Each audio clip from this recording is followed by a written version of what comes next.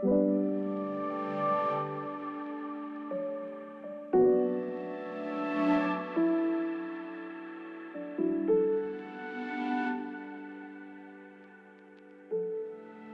Rafrundarena, medikua eta besteak beste Jesus Sartze kulturaren arteko kidea, hasteko eskerrik asko gurera hurbiltzagatik. Zuei deitzatik, dago goratzatik. Bueno, Nogoaren urteurrenean, edo urteurrenaren aitzakian, Kafe Garaia izeneko atala abiarazi dugu, eta gonbidatu guztiei lehenengo galdera hau egiten diegu, ez? Nun zeunden duela 25 urte? Hogeita bost urte atzera egitea pizka kosta ere egiten da, baina, bueno, 1985 urtean edo horrela jarriko ginake, eta, bueno, gogoratzen naiz, urte horietan tokatu zitzaidan lanagatikan kanpora jutea, eta orduan Gasteizen egon nintzen lanian, Txagorritxu ospitalian, 2 urte tardi, 3 urte, horrega. Eta orduan, dauzkat rekuerdoak, karreteran ibiltzen itzala egunero junde etorriz, jarraitu nahi nuen hemen bizitzen, eta kilometro asko izan zirala. Ordulako familia ere izango zen. Bai, orduntxe, justu, lehenengo semea, jaio berria, gero etorri izan ja alaba ere, eta, holako rekuerdoak gehien bat Gasteizekin lotutako rekuerdoak etortzen zaizkio, bai. Bueno, medikua zara hori bidez, zonden bezala, nondik datorkizu sendagile izateko bokazio, etxetik akaso? Bai, egia da, jende askoak galdetzi dizu hori, ez? Bokazio hori etxean sortutakoa da, edo familia artekoen artetik, eta nire kasuan ez da horrela izan da, ez dakit ondo nondikan sortzen juntzan, ez? Gogoratzen naiz, Usurbilkoa izan da, nekazal giroa ezagutu dut, niaginakoa naiz, eta beti gustatu zaizkit animaliak eta natura, landareak eta bizitzaren sekretu horiek eta beti erakarri naute txikitatik, eta igual bai biologiarekin edo horrelako zabetekin lotutako gauzak beti gustatu zaizkit, ez? Eta geho neukan baita ere erakarmen handia egiten ziaten irakasleek, ez? Eta orduan dudetan ibili nintzen biologiakin da horrelako zientziekin lotutako gauz bat egin edo irakaskuntzatik tira, ez? Eta medikuntzaren erabakia azkeneko hilabetetakoa izan zen, kogun bertan gogoratzen naiz, hasi eta gero, pentsatzen hasi nintzala medikuntza zergatik ez, eta hasi nintzen pixkat informatzen, da horrela, eta azkenean irakaskuntza, medikuntza hori ibili nintzen, medikuntza hartu nuen, da egia esan ez naiz damutu, ez. Irakaskuntzan, medikua zarela esan dugu, baina irakaskuntzan ere azken bola honetan bazabiltza, ez? Bai, hori azkeneko urtetan sortutako aukera bat izan zen, Donostian egiten dut lana orain, eta Donostin medikuntzako fakultatean irakasgaiak pixkanaka euskeraz emateko aukera sortzen junda, eta nahi ere nik hematologiako espezialitatea daukat, eta nahi zuten baita ere hematologia bat emateke euskeraz ematea, proposamen antzeko bat edo egin zidaten, da niretzako oso erakargarria egin zitzaidan, erronka bat zen, inork ez zuelako hematologia euskeraz ematen ordura arte, baina uste 2011an izan zala, eta nik baiezkoa eman nuen dudipe, eta lan asko eginda, baina lortu nun hematologia euskeraz ematea, eta geroztik badaki Bizkaian ere jarri zutela, eta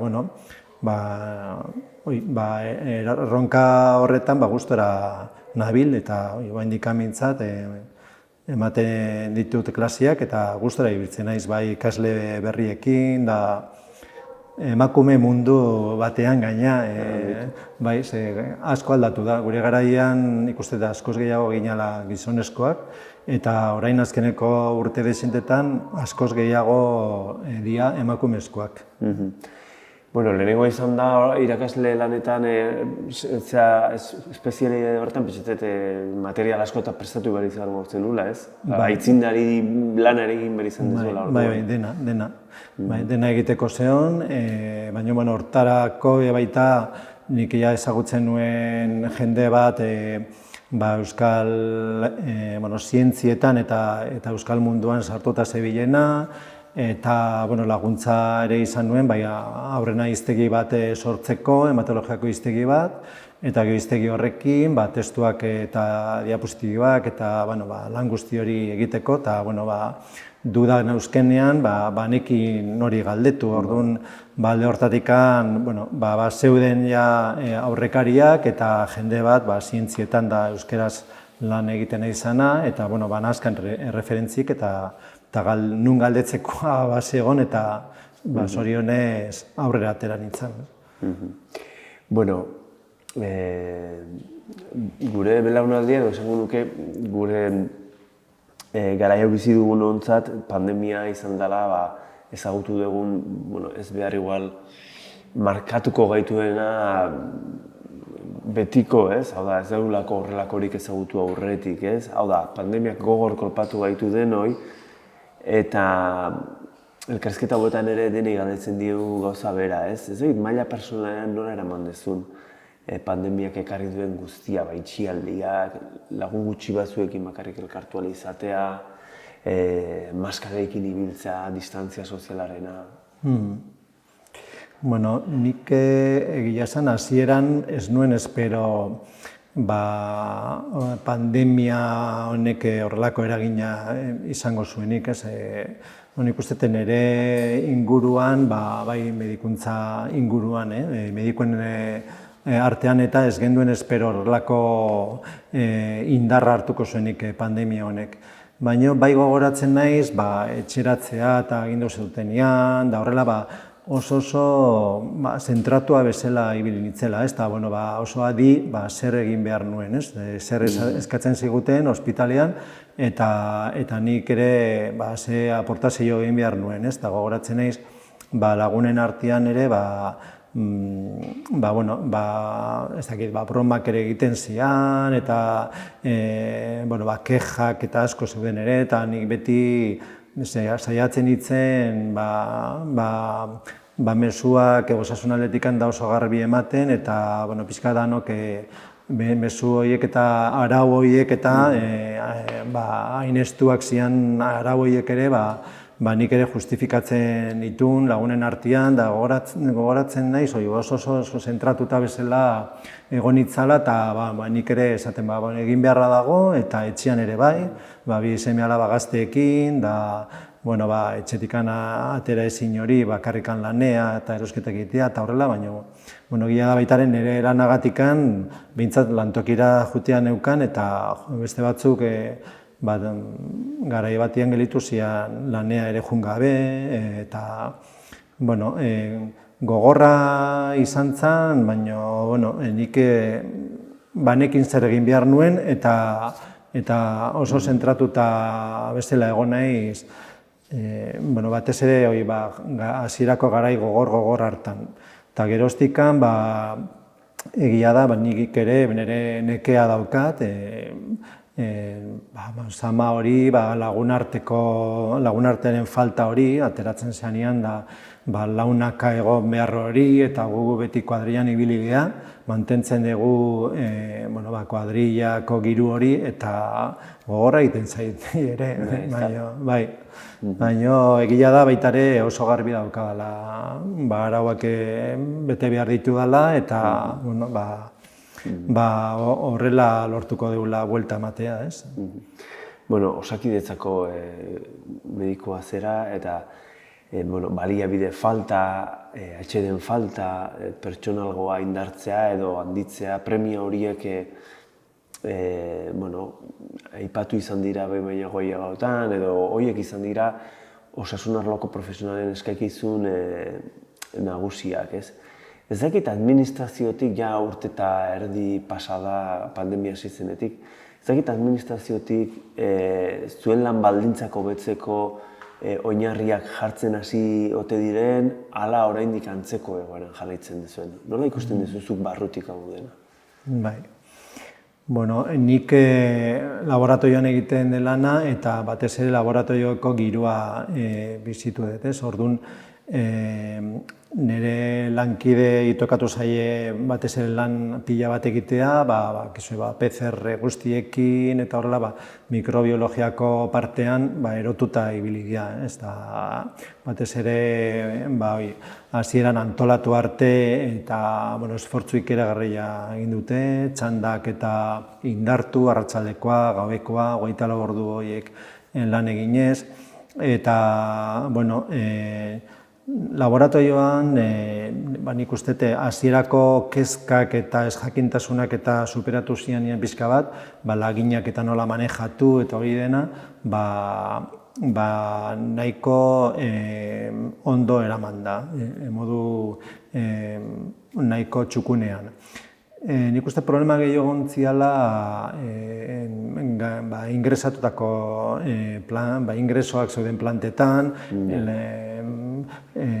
larrialdietan eta gero zioetan, ardura intensiboen unidadeetan baita ere gaindituta ibili dira momentu batzutan, eta hor baliabideak eta falta izan du. Batez ere hasierako hilabete haietan ez zegoen material nahikoa, ezjakintasuna ere oraindik handia zegoen, orduan ekipoak falta ziren, pixkate isolatzeko ekipoak eta falta ziren, arnasean aparatuak eta falta ziren, eta tensio ikeragarria egon zen. Eta langile batzuk kutsatu ziren, bai harreman zuzena eduki behar zutelako, eta horietako batzuk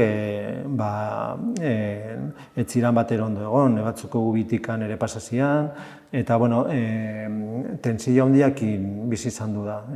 Eta orain, baliabideak eta gehiago daude, pixkate indartu dira unidade horiek eta horrela, baina nekea ere handia dago. Orduan, hor dagoen jende hori oso nekatuta dago.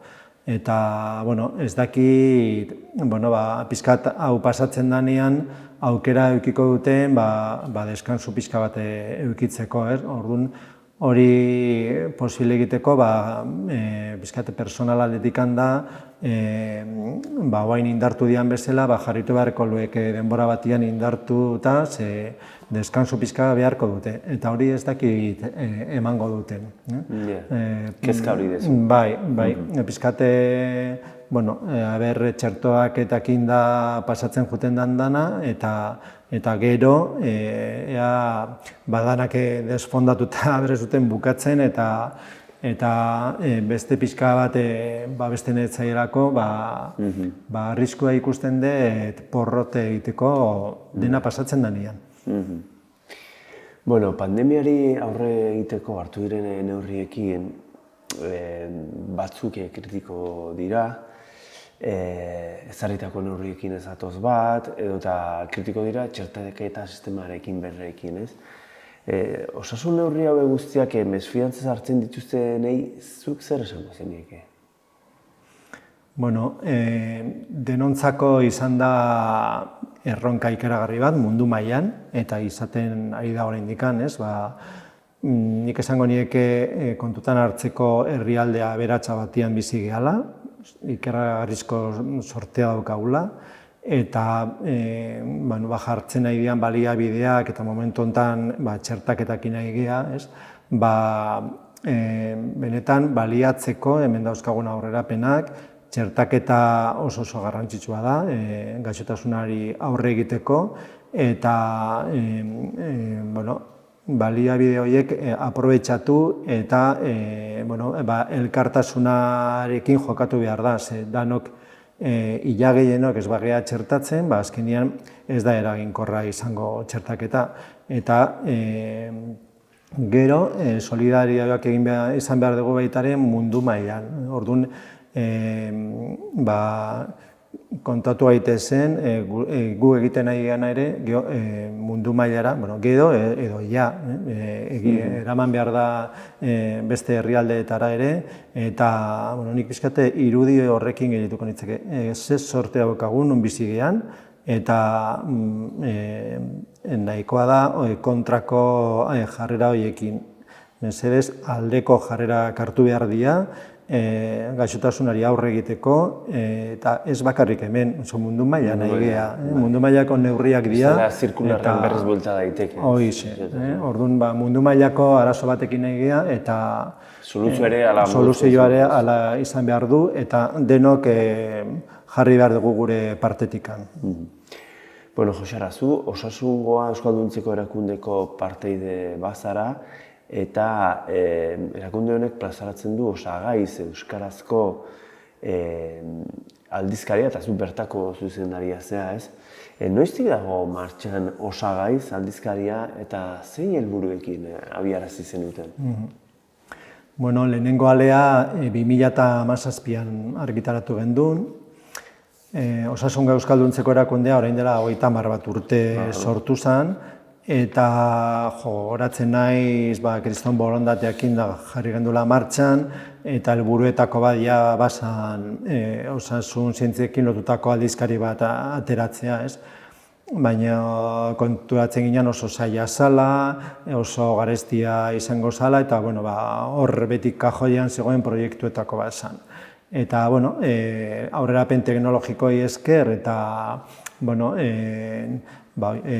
informatikak eskaintzen dituen aukerekin eta lotu ditugun sinergiekin urte guzti hauetan, eta sinergia importanteena kasu honetan Udako Euskal Unibertsitateko erakundearena izan da, danen artean konturatu ginen, modua egon zitekeela aldizkaria ez paperean baizik eta modu digitalean ateratzeko, horrek kostuak asko leuntzen zituen, eta esan gendu, zergatik ez geha osartzen oraingoan, ez?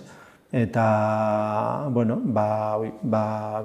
taldetxo bat sortu zen, talde eragile bat, eta erabaki genduen aurrea egitea, eta ikusi dugu posible dela. Posible da urtean, gure asmoa izan zen, urtean 2 ale arrunta ateratzea, osasun zientzia ezberdinetatik jasotako artikulu originalekin, da goi mailako artikuluak dira, espezialistentzako, ez da divulgazio artikuluak ez dira, batzuk igual ulertuko ditu jende arruntak ere, baina medikuntza, erizaintza, farmazia, fisioterapia, olako osasun zientzietatikan lantzen dian ikerketa lan guzti horiek bide bat izan dezaten euskeraz argitaratuak izateko. Eta, oraingoz aurrera goaz eta...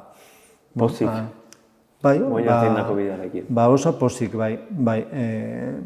Batzutan lana pilatzen zaizu eta borondatezko lana da, inork ez du ezer kobratzen horreko lana egitatikan, baina konturatzen geha letxo bat jartzen ari gehala, euskerak osasun munduan aurrera egin dezan, eta gila esan sarea pixkanaka handitzen nahi da, eta ilusio handiarekin gabiltza, bai.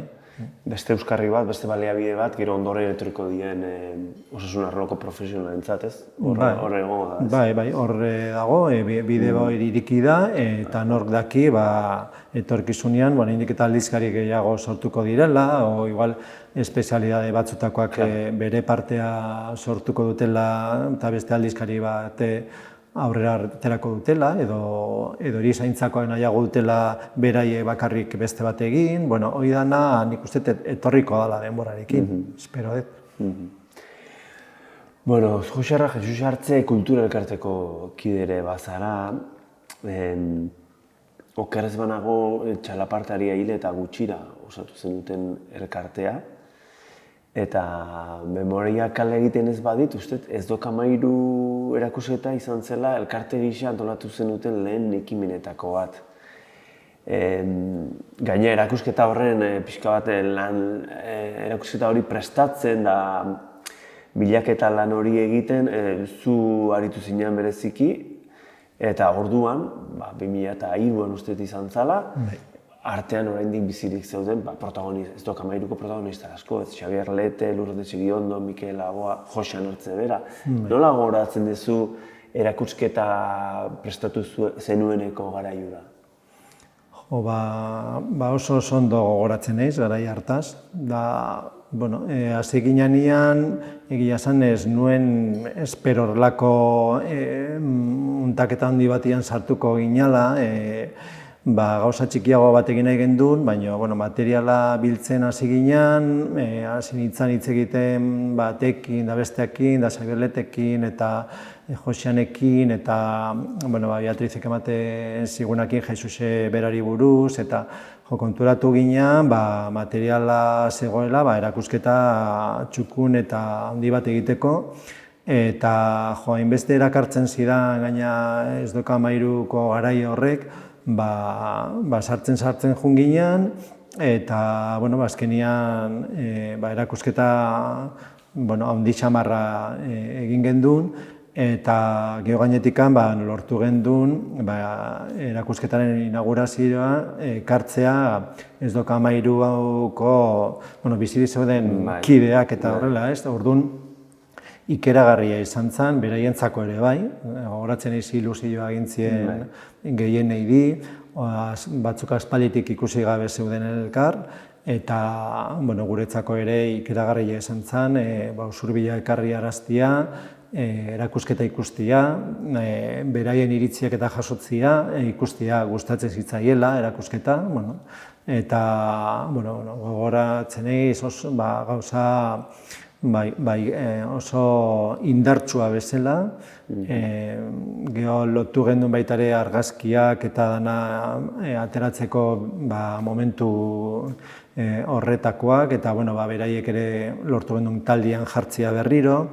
Orduan, lehendikan argazki famatu bat baldin mazegon Ez dok Amairu taldekoa, hor egongo da baita ere, 2003ko argazki hori, eta ikustea beraien satisfakzioa guretzako bete gintuen erabat.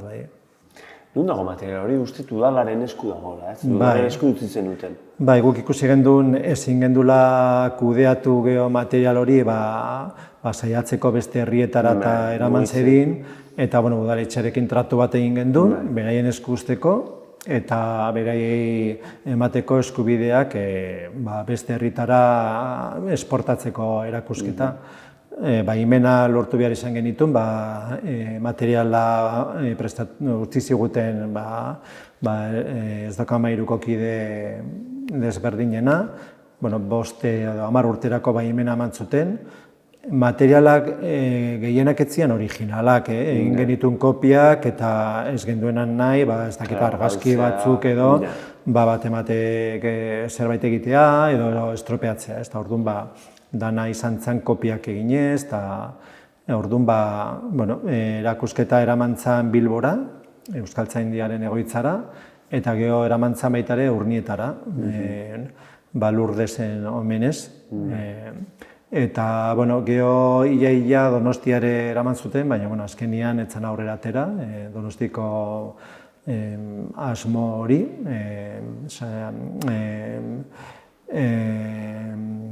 kulturretxera eramateko, Koldo Mitxelena kulturretxera eramatekoa, eta hor gelditu zen erakusketako materiala maleta batzutan udaletxean. Horre egongo da, txukun egongo dela, pentsatzen dut, panel guztiak eta horrela, baina hor dago, gordeta. Eta geroztik, urtero, maiatza partean kulturziklo bat antolatu duzue. Esango nuke, Usurbilgo kultura agendan bere tokia egin duela, eta asko Udaberri eritxoduko zai daudela, ia zer antolatuko duten egoengoan, Uxarte taldeko kideek. Pentsatet hori seinale hona dala, ondo sustraitu den seinale, ez? Egia esan, sortu zen Jesus hartze hil eta handikan urtebetera egiteko omenaldi baten asmoarekin, baina hor hasi eta bukatzeko asmoarekin, eta gero hainbesteneko arrakasta eduki zuten ekitaldiak, pentsatu gendu, zeatik ez egin beste urtebetez, eta berdin arrakasta lortzen genuen, esaten gendu, zergatik ez dugu egiten urrengo urtean berriz, eta horrela animatzen jungea urtero, eta egia da ez degula jarraitzen ere hasieran genden guztiak, eta pixkanaka kide gutxiago gelditu gea, eta baina pozik antolatzen ditugu ekitaldi horiek. Gaina azkeneko urtetan kontoratzen jungea jendea guregana etortzen zaigula kulturre taldeak, musika taldeak, antzerki taldeak eta proposamenak egiten zergatik ez ditugun programatzen. Orduan horrek ere errestu dugu lana, eta askotan behar bada igual enteatuko ez ginen ekimenak eta aurretik esan zaizkiu eta proposamen interesgarriak eta iristen zitzaizkiun eskutara eta programatzen jungea. Eta egia esan, jendearen aldetik oso harrera ona lortu dugu gehienetan eta horrek animatu gaitu baita urtero zerbait antolatzera. Eta guain ikusi dugu baita aurten, sartu doia jende berria ere, eta pizkate nekatuago gendenoi, erreleboa hartzen jungo dira, eta segida izan dezala elkarteak, ez? Hori ederra da, ez? Errelebo bat ziurtatu alizatea, ez? Bai. Ekimenak aurrera jarri dezan. Azkeneko galdera, euskaren normalizazioan eragiteko sortu zen besteak beste noaua kultura elkartea, eta Davide gisa paperean eta sarean ari gara elkarte bezala kultura arloan edo eta aisialdian, ez? Hala ere, biztan da, lan asko dagoela egiteko oraindik, ez? Baina, zuko 25 urteko ikuspegia duzun aldetik, zure ustez, noaguak zer du faltan edo zer du soberan? Lortu beharko da, pizkate komunikabide gehienekin gertatzen ari dena, ez? Nik bintzat hori horrela ikusten dut, lortu beharko dugu asmatzea formato ezberdinekin, ez? Nik pentsako modona nago oraindik paperean irakurtzen, eta nire gurasoak eta horrelako jendea zesanik ez? Paperean irakurtzen dute, horrek aukera polita eman die euskeraz prensa irakurtzeko, eta orduan paperean oraingoz behintzat mantendu beharko dugu. Gero, gazte jendearekin kontrakoa ikusten dut. Papera, aldizkaria paperian ez dute hartu egiten, eta beharko dute, badokate aukera, gehien bat mobilean ikusteko. Orduan, momentu honetan, mobiletikan jasotzen da informazio gehiena, web horrian sartuta edo sare sozialen bidez. Orduan hor asmatzen jakin behar da, presentzia edukitzeko eta irakurria izateko, bestela azkenian aldizkaria iristen da etxeetara, usurbil guztira iristen da, hori ere gozamena bada. Etxean jasotzea horrelako aldizkari bat, nahi pasada bat iruditzen zait. Pasada bat, hori oso garrantzitsua da. Eta herriko albistekin hor astero presente egotia ikeragarria da, kriston garrantzia dauka. Baina paperean ez da nahikoa izango, bueno, ja zuek ere ikusiko zuen azkeneko pantalla bati pegatuta bizi da. Eta orduan, mobiletikan iritsi beharko da gazteengana, eta iritsi behar da. Gazteengana lortu behar da iristea herriko albisteekin eta ekimenekin, eta hor dago erronka. Erronka nik uste hortikan dagoela, behaiek ere gazteak bazkide egitera animatu egitezen, kontuatu egitezen ze garrantzitsua da kultur elkartea eukitzea bizirik, bestela ez da iritsiko aldizkaririk, ez da iritsiko noauak antolatzea dituen beste kultur ekitaldi pila bat, hori dana lortu behar dugu transmititzea gaztei, bestela hauei iruditzen zaie batzutan dena iristen dela udaletxeak jarrita edo... Hor dago eta... Bai, eta dana iritsiko zaiela ezer egin gabe, ez da horrela, lan asko dago atzetikan, ez? Bai, transmisio hortan ere, pixkat hori bada, ez? Noako kideen kezka eta pixka bete-betean asmatu duzu, ez? Barruan bizi duen kezkekin, eskerrik asko, Joserra, denbora hau eskaintzagatik eta beste bat arte. Bueno, zorionak Noauari, 25 urte bete ditulako, eta beste 25 gutxienez bete ditzala, ez? Oso ondo. Eskerrik asko. Bai, zuei.